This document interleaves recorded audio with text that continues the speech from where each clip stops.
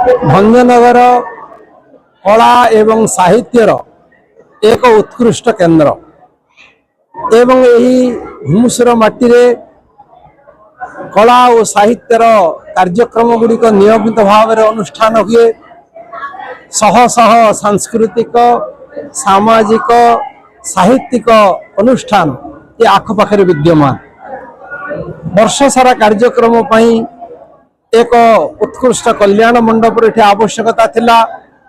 तेणु आज वेद प्रचार समिति भंजनगर पक्षरु एक कल्याण मंडप समस्त साधन युक्त शीतताप नियंत्रित स्वस्थयनम्र लोकार्पण उत्सव अनुष्ठित होईछि एवं जनसाधारण जो वैदिक षोडश संस्कार अच्छी गर्भाधार ठारू अंत्येष्टि पर्यंत ये संस्कार गुड़ी को लोकप्रिय करने ये मंडप माध्यम रे वेद प्रचार समिति द्वारा योजना कार्यक्रम गुड़िक भविष्य ग्रहण करा जिवो।